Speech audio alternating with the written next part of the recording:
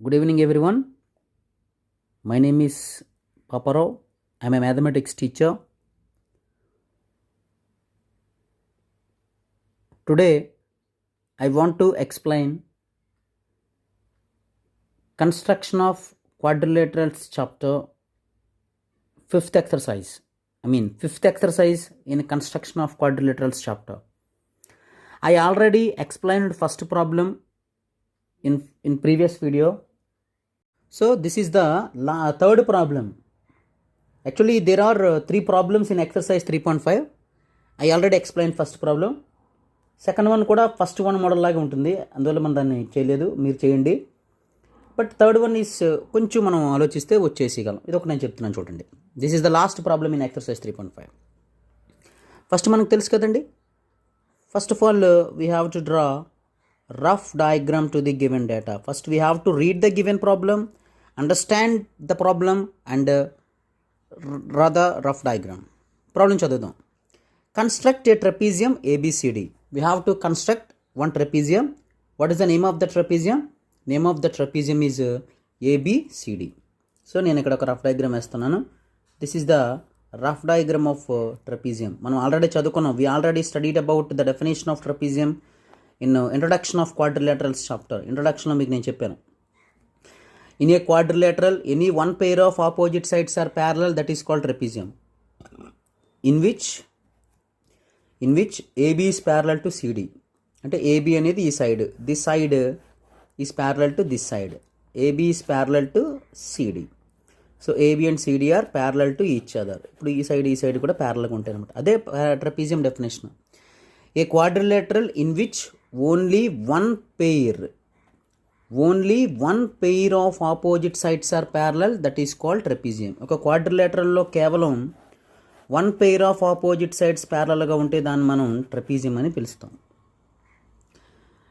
Properties of trapezium కూడా మనకు తెలుసు. ఇన్ ఏ ట్రపీజియం అవి ప్రాబ్లం వచ్చినారో చెప్తానండి. Okay, next here AB length 8 centimeters. This is AB length is exactly 8 centimeters. BC length was given. BC length is 6 centimeters. CD length was given. This is CD length is 4 centimeters. And angle B was given. Angle B length, angle B value 60 degrees, not length, angle.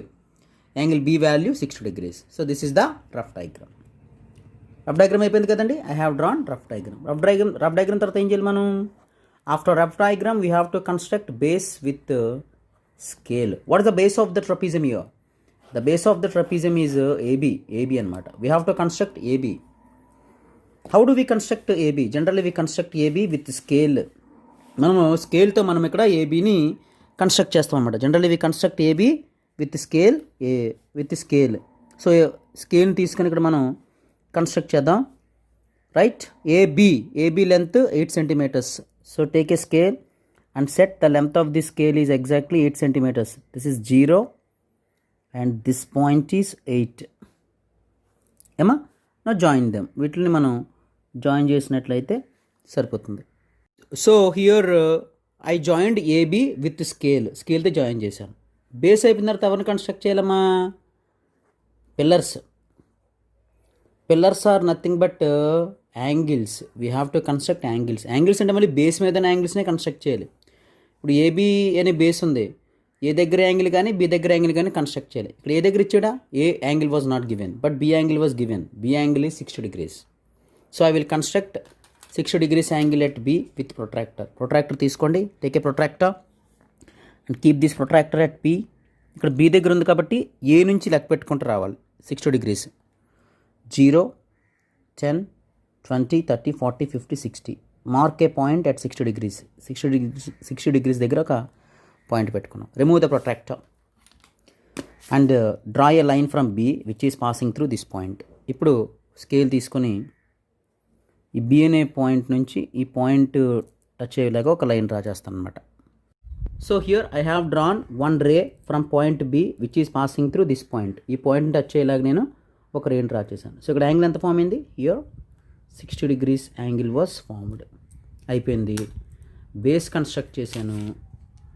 And next angle ఉంటే angle construct చేశాను. Next అవన్నీ construct చేయొచ్చు మనం. Next pillars అయిపోయిన తర్వాత walls are nothing but sides, అంటే ఈ sides అనమాట, బీసీఏడి. ఇది స్లాబ్ డీసీ. మరి బీసీని కన్స్ట్రక్ట్ చేయాలంటే బీసీని దేంతో కన్స్ట్రక్ట్ చేస్తామో మీకు చెప్పాను నేను. Generally we construct only base with scale and we construct remaining sides with కాంపస్తో కన్స్ట్రక్ట్ చేయాలి. సో ఇప్పుడు బీసీ లెంత్ ఎంత? What is length of BC length was 6 centimeters. So I will take scale and I will take compass and I will set compass length is 6 centimeters. So compass length 6 centimeters set చేస్తాను. Already it was 6 centimeters, ఇది 6 centimeters ఉంది. So నేను ఇక్కడ 6 centimeters set చేశాను. Set చేసి ఇక్కడ B దగ్గర పెట్టి ఒక ఆర్క్ డ్రా చేయండి. Draw one arc from point B with length 6 centimeters. 6 centimeters వచ్చేలాగా ఒక ఆర్క్ అని కొట్టారనమాట. The arc touches the ray at one point. ఈ ఆర్క్ వచ్చేసి ఈ రేన్ ఒక పాయింట్ దగ్గర టచ్ చేసింది and that point was C.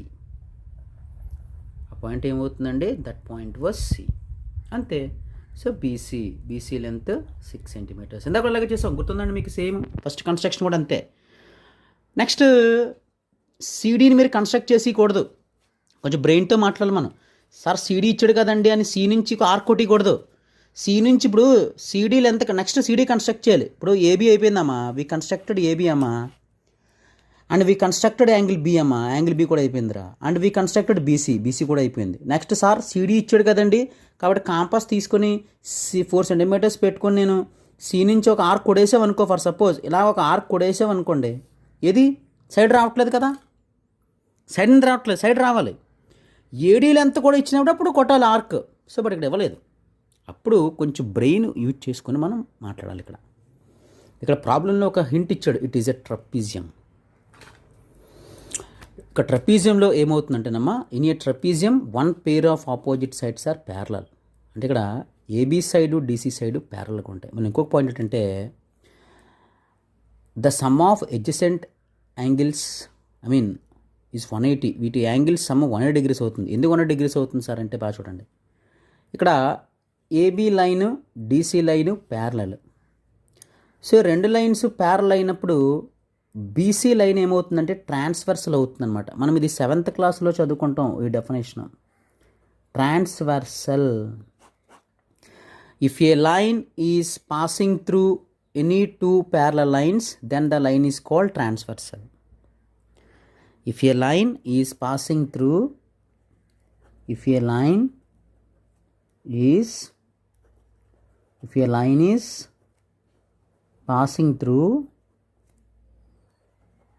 Any 2 parallel lines, ఏదైనా ఒక లైన్ అనేది 2 parallel లైన్స్ని పాస్ అవుతూ వెళ్ళినట్లయితే any 2 parallel lines, then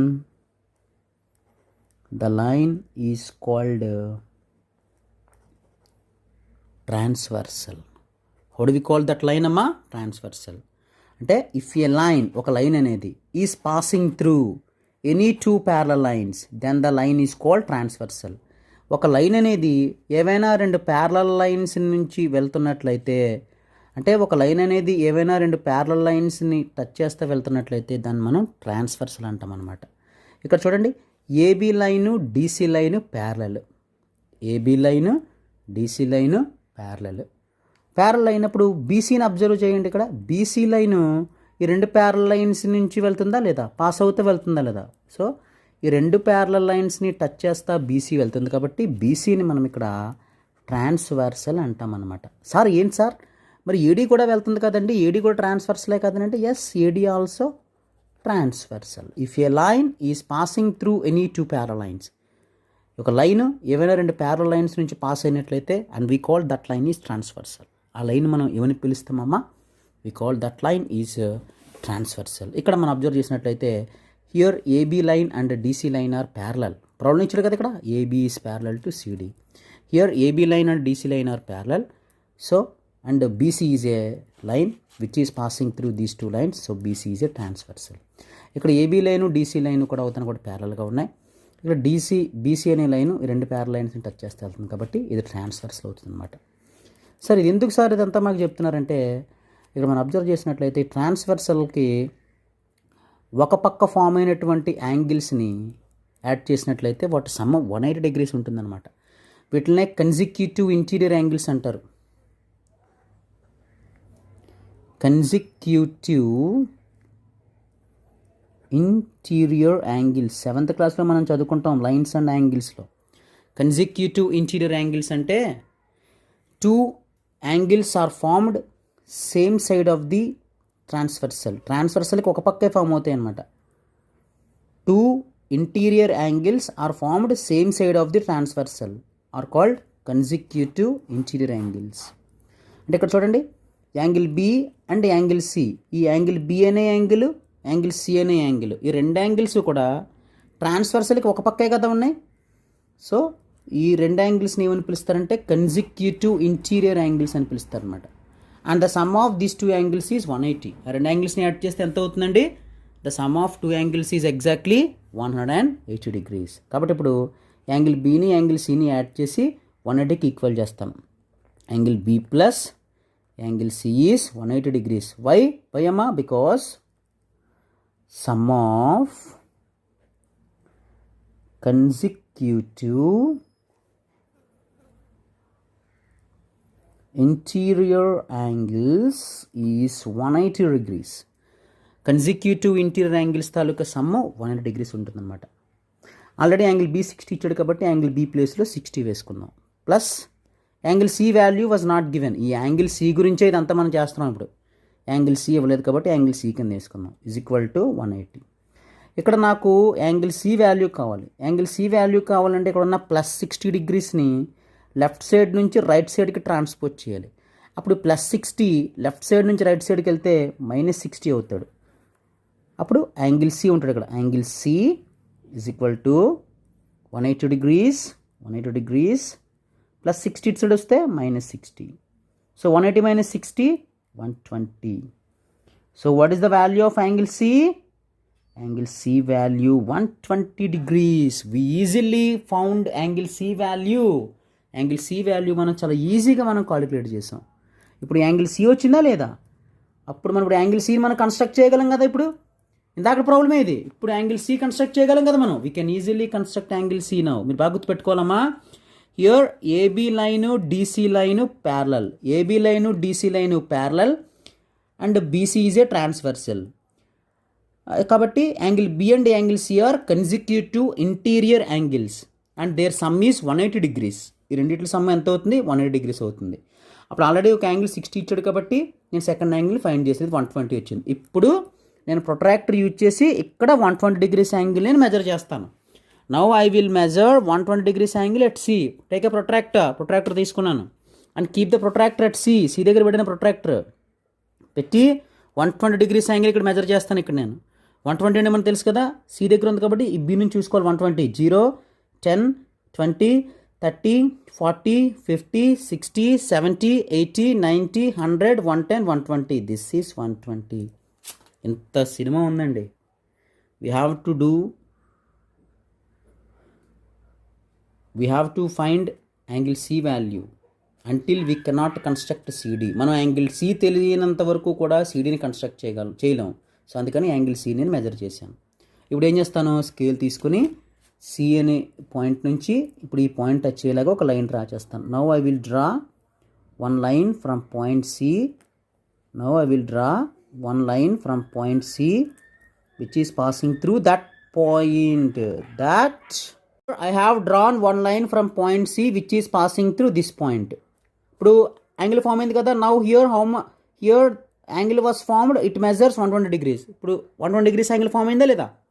form అయింది. అంతే. ఇప్పుడు now we have to draw CD. ఇప్పుడు సిడిని డ్రా చేయాలి. ఆల్రెడీ CD length was given 4 centimeters. ఇప్పుడు 4 సెంటీమీటర్స్ లెంత్తో ఒక ఆర్క్ కొడతామన్నమాట. Now take a scale and set the scale length is 4 centimeters. 4 centimeters మనం పెట్టుకున్నాం. ఇప్పుడు 4 సెంటీమీటర్స్ తీసుకొని ఇప్పుడు సి అనే పాయింట్ దగ్గర పెట్టి ఒక్క ఆర్క్ ఇలా కొడతామన్నమాట. Now we have to draw one arc from point C with length 4 centimeters. ఇప్పుడు నేను సి అనే పాయింట్ దగ్గర కాంపస్ పెట్టి 4 సెంటీమీటర్స్తో ఒక ఆర్క్ కొట్టాను. ఎప్పుడైతే ఆర్క్ కొట్టానో ఈ ఆర్క్ వచ్చేసి ఈ రేన్ ఒక పాయింట్ దగ్గర టచ్ చేసింది. ఈ పాయింట్ని ఏమంటారో మనకు తెలుసు, and this point is D. ఇదండి మ్యాటర్. సో సిడి వచ్చాడా, CD length was 4 centimetres. That's all. CD వచ్చేసింది. ఇక్కడ పాయింట్ మీరు బాగా గుర్తుపెట్టుకున్నారా, యాంగిల్ తెలియనంత వరకు కూడా సిడిని కన్స్ట్రక్ట్ చేయకూడదు. అంతే. ఇప్పుడు ఏ పాయింట్ని డి పాయింట్ని జాయిన్ చేయండి. Now join AD with scale. స్కేల్తో మనం వాటిని జాయిన్ చేసేయచ్చు. We can join A and D.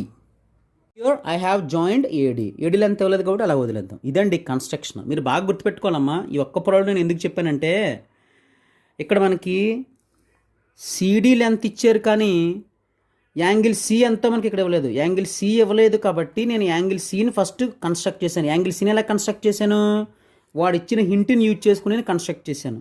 ఇక్కడ ఇచ్చిన హింట్ ఏంటి, ఇక్కడ ABCD is a trapezium. In this trapezium angle B value was given. ఇది 60 degrees. ఇంకా మనకి యాంగిల్ సి కావాలి. యాంగిల్ సి ఎలాగొస్తుంది, యాంగిల్ సి కావాలంటే we have to add angle B and angle C and equate to 180 degrees. Angle బీని angle సిని add చేసి 180కి ఈక్వల్ చేయాలి. ఎందుకు sir, why should we add angle B and angle C and equal to 180? ఎందుకు angle బీని angle సిని add చేసి 180కి ఈక్వల్ చేయాలంటే, because AB line and DC line are parallel lines and BC line is a transversal. In this transversal, angle B and angle C are consecutive interior angles. Consecutive interior angle sum is 180. That's why I added angle B and angle C and equal to 180. ఇవి consecutive interior angles కాబట్టి వీళ్ళిద్దరిని add చేసి 180కి equal చేశాను. అప్పుడు angle C వచ్చింది. Angle C value 120 degrees. అప్పుడు ఇక్కడ యాంగిల్ సిని కన్స్ట్రక్ట్ చేశాను. మీరు బాగా గుర్తెచ్చుకోండి ఏం చేశాను కన్స్ట్రక్షన్. ఫస్ట్ ఏబీని కన్స్ట్రక్ట్ చేశాను. ఫస్ట్ ఐ కన్స్ట్రక్టెడ్ ఏబీ తర్వాత యాంగిల్ బీని కన్స్ట్రక్ట్ చేశాను. యాంగిల్ బీ తర్వాత బీసీ లెంత్ కన్స్ట్రక్ట్ చేశాను 6 centimeters. తర్వాత సీడీని కన్స్ట్రక్ట్ చేయలేదు, యాంగిల్ సీని కన్స్ట్రక్ట్ చేశాను.